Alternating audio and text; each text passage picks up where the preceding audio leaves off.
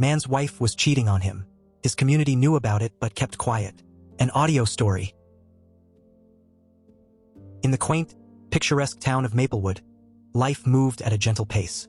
Nestled among rolling hills and dense forests, the community was a tapestry of tightly knit relationships, bound by years of shared experiences and unspoken understanding.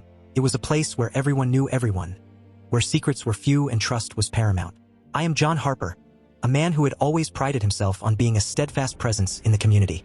My wife, Emily, and I were regarded as the golden couple of Maplewood. Our love story was one that many admired. We met in college, and from the moment our paths crossed, I was captivated by her vivacious spirit and magnetic charm. She was the light in every room, the spark in every conversation. We had been married for 20 years, living in an old Victorian house that stood as a testament to our shared history. Its walls were adorned with photographs of vacations, holidays, and milestones, each frame holding a memory of our life together. We were deeply involved in the community. I served as a deacon at our local church, while Emily organized charity events and social gatherings. Our faith was the cornerstone of our lives, guiding us through trials and tribulations. However, beneath the surface of our seemingly perfect life, subtle cracks were beginning to form. Over the past few months, I had noticed a change in Emily. She was more distant, her laughter less frequent, her eyes often glazed over as if lost in another world. I tried to attribute it to the stress of her demanding job, convincing myself that it was a phase that would soon pass. It was a crisp autumn evening when the illusion shattered. The sky was painted in hues of orange and pink, a perfect backdrop for the disaster that was about to unfold. I had been searching for my phone charger, a mundane task that would lead to an extraordinary revelation. Emily was out for the evening, attending one of her numerous social engagements. As I rummaged through the drawer in her study, my hand brushed against something unfamiliar, a sleek, black phone that wasn't mine. Curiosity got the better of me. It was a model I didn't recognize, and the fact that it was hidden away struck me as odd. I unlocked it easily, using a code that was a combination of our anniversary date and her birth year.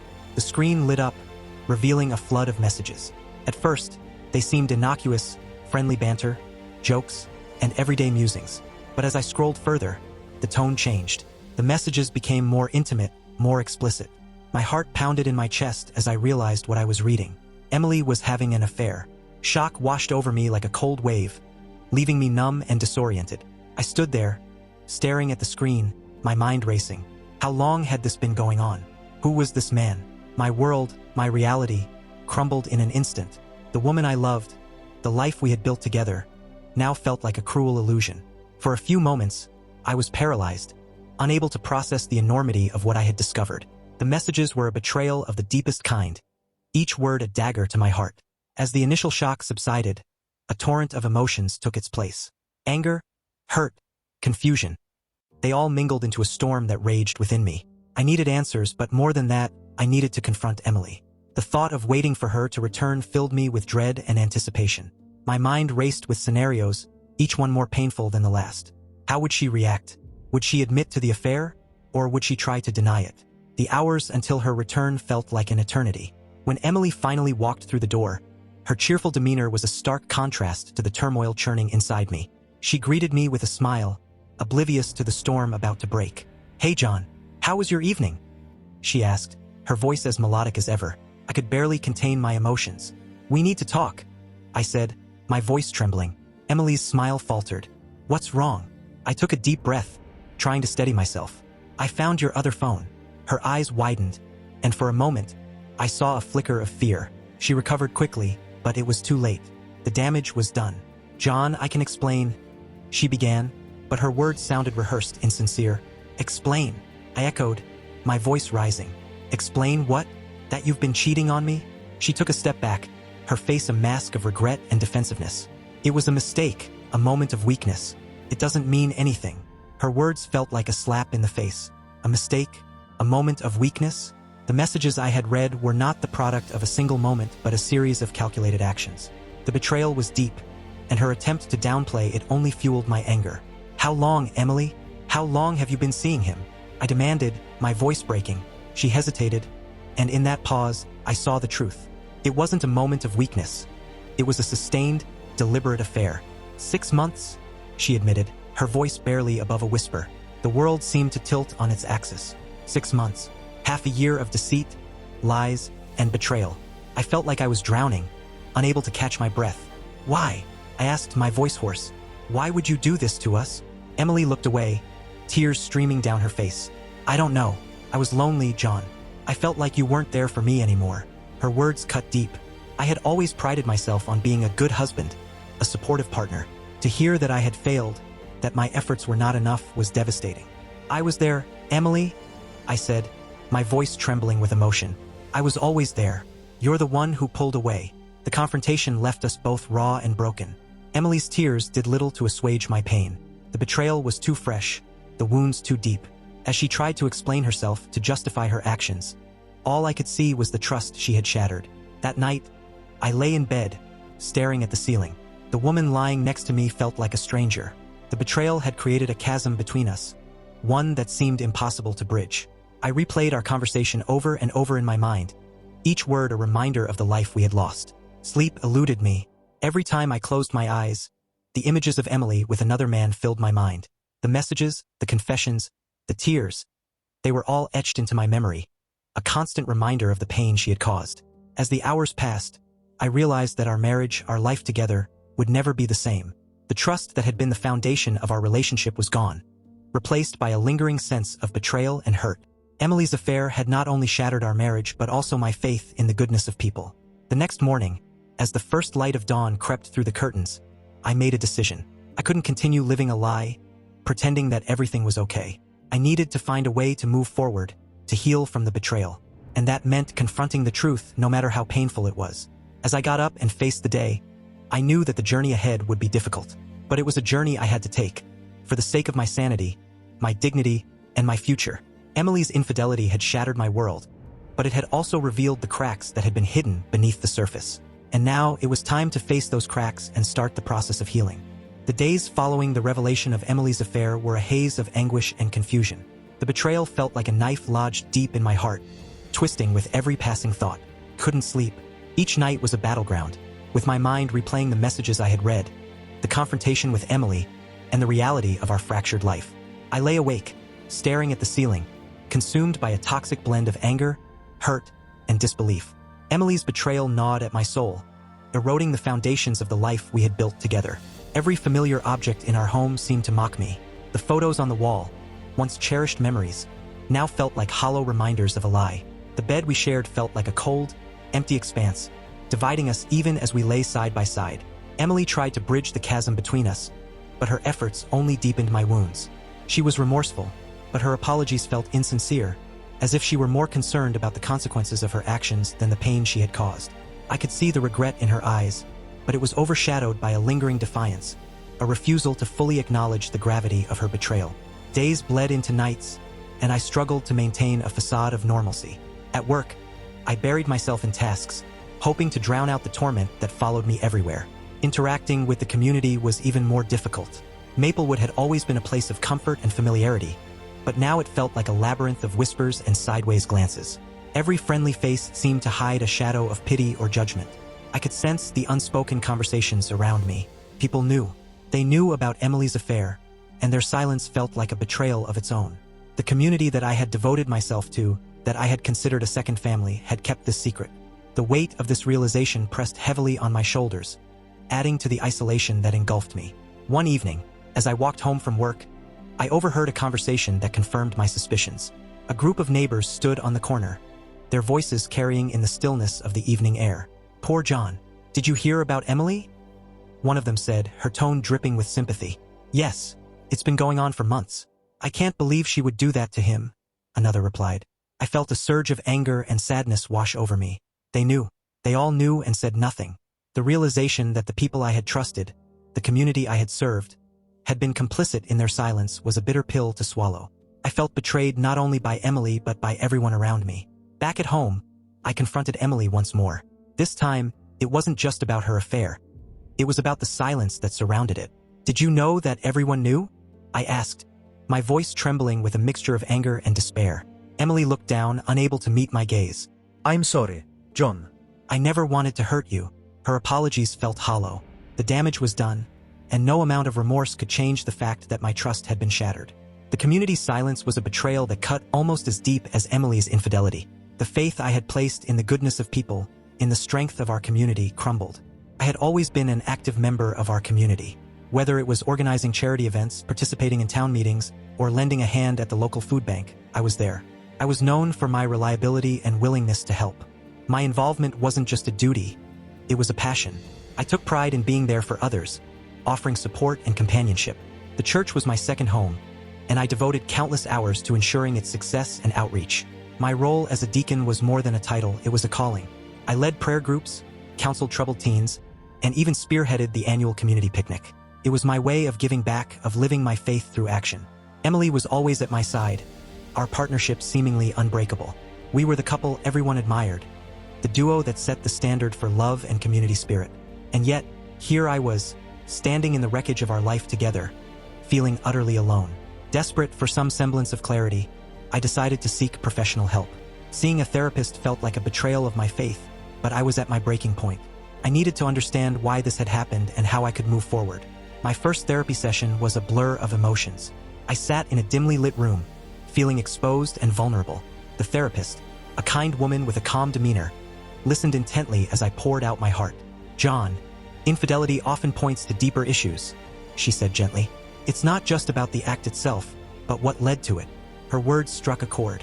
I had been so focused on the betrayal that I hadn't considered the underlying problems in our marriage. Emily's affair was a symptom of deeper issues, ones that I had ignored or failed to recognize. As the sessions continued, I began to peel back the layers of my pain. The therapist helped me see that my own actions, or lack thereof, had played a role in the deterioration of our relationship. I had been so engrossed in my responsibilities, in being a pillar of the community, that I had neglected the emotional needs of my marriage. Emily's infidelity was a wake-up call, a painful reminder that our relationship had been on shaky ground long before the affair. I had been blind to the signs, to the growing distance between us. My faith, once a source of strength, now felt like a fragile construct that had failed to support the complexities of our marriage. With each therapy session, I began to see the cracks in our relationship more clearly. The therapist guided me through my emotions, helping me understand the roots of my pain and anger. I realized that Emily's affair was not an isolated incident, but a culmination of unresolved issues that had festered over time. I also began to see my own role in the breakdown of our marriage. I had been so focused on being a good husband, a devoted community member, that I had lost sight of the emotional connection that was the foundation of our relationship. Emily's loneliness, her feelings of neglect, were symptoms of a deeper problem that I had failed to address. This realization was both painful and liberating.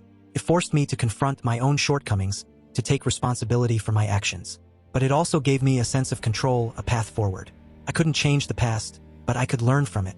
As the weeks passed, I began to see a glimmer of hope. The pain was still there, but it was no longer all-consuming. I started to reclaim my sense of self, to find strength in my journey of healing.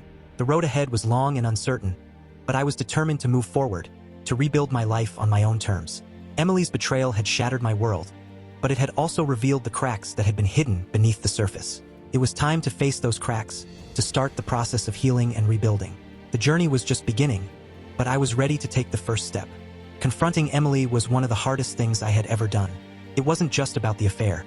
It was about the years of love, trust, and companionship that now felt tainted. I needed answers, but more importantly, I needed to understand whether there was any way forward for us. Emily had always been a complex woman, full of contradictions. Her charm and vivacity were what drew me to her in the first place, but now those very qualities seemed like a facade hiding deeper issues. Our initial confrontation had been raw and emotional, but I realized we needed to have a more in-depth conversation about our relationship. We sat down in our living room, a place that had once been filled with laughter and warmth, now heavy with tension and unspoken words. Emily's eyes were red from crying, and her hands trembled slightly as she clutched her coffee cup. "Emily, we need to talk about everything," I began, my voice steady but tinged with sadness. "Not just the affair, but everything that led us to this point." She nodded, looking down at her cup. "I know, John. I've been thinking a lot about it too." I took a deep breath, bracing myself for the difficult conversation ahead. "Why, Emily? Why did you do it? Wasn't I enough?" Her eyes filled with tears as she looked up at me. "It's not that you weren't enough, John. You've always been a wonderful husband, but I felt neglected, lonely. It felt like you were always there for everyone else but me." Her words stung, but I forced myself to listen. "I was always there, Emily. Maybe not in the way you needed, but I was there. Why didn't you tell me how you felt?" "I tried, John, but every time I brought it up, you brushed it aside. You were so busy with the community, with your work, that I felt like I was disappearing. And then, he came along. He made me feel seen, appreciated. I know it's no excuse, but that's how it happened. Her confession was like a punch to the gut. I had failed her in ways I hadn't even realized. But her actions had also shown a level of selfishness and disregard for our marriage that I couldn't overlook. "Do you love him?" I asked, dreading the answer. She shook her head vigorously. No, John. It was never about love. It was a mistake, a way to fill the emptiness I felt. "I love you, I always have, but I've been so unhappy, and I didn't know how to fix it." Her words were sincere, but they did little to ease the pain. The betrayal was too deep, the trust too shattered. "Emily, I don't know if I can ever get past this. I don't know if we can ever be the same." "I understand," she whispered, tears streaming down her face. "I just want you to know that I'm sorry, truly sorry, and I'm willing to do whatever it takes to make things right." But could things ever be made right? Could we ever rebuild the trust and love that had been destroyed? I wasn't sure. All I knew was that I needed space and clarity, away from the constant reminders of our broken relationship. As I grappled with the betrayal and tried to find a way forward, my disillusionment with the community grew. Maplewood had always been my sanctuary, a place where I felt a deep sense of belonging. But now it felt like a prison of hypocrisy and judgment. I attended church services out of habit, but the sermons that once inspired me now felt hollow. The faces of the congregation, once comforting, now seemed masked with unspoken judgment and pity. The realization that many of them had known about Emily's affair and said nothing added to my growing sense of isolation. One Sunday, as I sat through another sermon, I felt a wave of anger and disillusionment wash over me. The pastor spoke about forgiveness and community, but his words rang false in my ears. How could I forgive a community that had betrayed me as much as Emily had? After the service, I approached the pastor. "Can we talk?" I asked, my voice tense. He nodded, sensing the urgency in my tone. We stepped into his office, and I closed the door behind us. "I need to understand something," I began, my voice shaking with emotion. How could everyone know about what was happening and say nothing? How could you all just stand by and let it happen?" The pastor looked at me with sad eyes. "John, we didn't want to interfere in your personal life. We thought it was best to let you handle it in your own time." "Handle it in my own time?" I echoed, incredulous. I trusted this community. I devoted myself to it. And when I needed support the most, everyone turned a blind eye. "I'm sorry, John," he said softly. "We never meant to hurt you. We thought we were doing the right thing by staying out of it." "But you weren't," I said, my voice breaking. "You weren't doing the right thing. You were protecting yourselves, not me. And now, I don't know if I can ever trust this community again." I left the church feeling more alone than ever. The faith that had once been my anchor now felt like a weight dragging me down. I needed to distance myself from the hypocrisy, from the judgment, from the reminders of my shattered life. I realized that the only way to find clarity and heal was to take control of my life. I needed to leave Maplewood, to start fresh in a place where I wasn't constantly reminded of my pain. It was a daunting decision, but it was also liberating. I began the process of selling our house. It was painful to pack up the memories of our life together, but it was also necessary. Each box packed was a step towards reclaiming my sense of self, towards building a new life on my terms. Emily and I finalized our divorce with a mixture of sadness and relief. We both knew that our marriage was beyond repair, that the best thing for both of us was to part ways. It was a bittersweet ending to a chapter of our lives, but it also marked the beginning of a new one. I applied for a job transfer and was soon offered a position in a different town. It was the fresh start I needed, a chance to rebuild my life away from the shadows of my past. As I prepared to leave, I felt a sense of hope and possibility that had been missing for so long. On the day of my departure, I took one last look at our house, at the place that had been my home for so many years. It was a final farewell to the life I had known, a life that had been both beautiful and painful. As I drove away from Maplewood, I felt a sense of freedom wash over me. The road ahead was uncertain, but it was mine to navigate. Emily's betrayal had shattered my world, but it had also given me the opportunity to rebuild it, to find strength and purpose in my journey of healing. The day I left Maplewood was filled with a mixture of sadness and relief. As I drove through the familiar streets one last time, memories of the life I had lived here flooded my mind. The quaint houses, the friendly faces, the church that had been my sanctuary, all now seemed part of a distant past. My car was packed with the essentials, leaving behind the physical remnants of a life I no longer recognized. I had accepted a job transfer in a town several hundred miles away. It was a place where no one knew my story, where I could start afresh without the burden of pity or judgment. The drive was long and gave me ample time to reflect. As the miles stretched out before me, I found myself thinking about the journey that had brought me here. Emily's betrayal had shattered my world, but it had also forced me to confront truths I had long ignored. I thought about my role in our marriage, the ways I had been so engrossed in my responsibilities, and the community that I had neglected the emotional needs of my relationship. The realization was painful, but it was also a catalyst for change. I couldn't change the past, but I could learn from it and make different choices moving forward. Arriving in the new town, I felt a sense of cautious optimism. The town was smaller than Maplewood, nestled in a valley with scenic views of rolling hills and dense forests. It had a charm of its own, with its quaint shops, friendly locals, and a sense of community that reminded me of what I had loved about Maplewood. Before everything fell apart, I found a small apartment on the outskirts of town. It was modest but comfortable, a blank canvas on which to paint the next chapter of my life. Unpacking my belongings, I felt a sense of liberation. Each item found its place in my new home, symbolizing the steps I was taking towards rebuilding my life. The first few weeks in the new town were a period of adjustment. I threw myself into my new job, eager to prove myself and create a fresh start. The work was challenging but fulfilling, and my colleagues were welcoming. It was a relief to be in a place where I was judged solely on my abilities, not on the shadows of my past. Outside of work, I took the time to explore my new surroundings. The town had a beautiful park with winding trails that meandered through the woods. I found solace in long walks, the tranquility of nature providing a balm for my wounded soul. Each step felt like a small victory, a movement away from the pain and towards healing. I also began to rediscover old hobbies that I had neglected. I joined a local book club, rekindling my love for literature. I started painting again, finding joy in the colors and textures that brought my emotions to life on canvas. These activities became my refuge, a way to express myself and find peace amidst the turmoil. One of the most significant changes was how I approached my faith. In Maplewood, my faith had been intertwined with the community, and the betrayal had left me questioning everything. Here, in this new town, I found a small, welcoming church. The services were simple but heartfelt, and I felt a connection that I had been missing. The pastor was a kind, understanding man who welcomed me without judgment. I attended services regularly, finding comfort in the rituals and the sense of belonging. My faith began to evolve, becoming more personal and introspective. I realized that faith wasn't about the external symbols or the approval of others.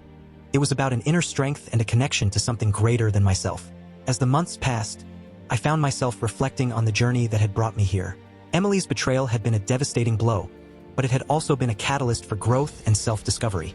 I had been forced to confront my own shortcomings, to take responsibility for my actions, and to find a path forward.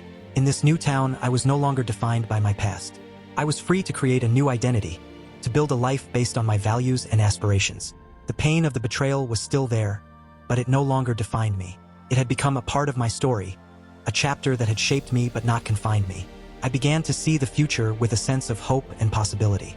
I made new friends, built new relationships, and created new memories. The scars of the past were still there, but they were healing. Each day was a step towards renewal, a journey of self-discovery and growth. I realized that life is a series of beginnings and endings, of joys and sorrows. Emily's betrayal had been a painful ending, but it had also opened the door to a new beginning. It had forced me to look within, to find strength I didn't know I had, and to build a life that was true to myself. Standing on the balcony of my apartment, looking out at the sunset casting a golden glow over the valley, I felt a sense of peace. The journey had been long and painful, but it had also been transformative. I had found a new sense of purpose, a new direction, and a renewed faith in myself and in life. As the sun dipped below the horizon, I knew that there would be challenges ahead, but I also knew that I had the strength to face them. Emily's betrayal had shattered my world, but it had also given me the opportunity to rebuild it, to find joy and fulfillment in ways I had never imagined. In this new town, I had found a new beginning, a chance to write a new chapter in my life. It was a journey of hope, renewal, and self-discovery. And as I stood there, watching the stars emerge in the night sky, I felt a deep sense of gratitude for the journey, for the lessons learned, and for the strength to move forward. Life is a journey, and while the road may be filled with twists and turns, it is also filled with opportunities for growth and renewal.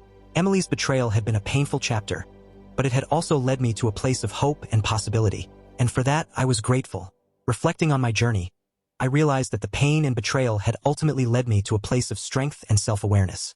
The new life I had built was a testament to resilience and the power of new beginnings. The future was filled with uncertainty, but also with endless possibilities. As I looked forward to the road ahead, I knew that I would continue to grow, to learn, and to find joy in the journey. Life, with all its challenges and triumphs, was a gift. And as I embraced the new day, I felt ready to face whatever came next, with hope in my heart and a renewed sense of purpose guiding my way.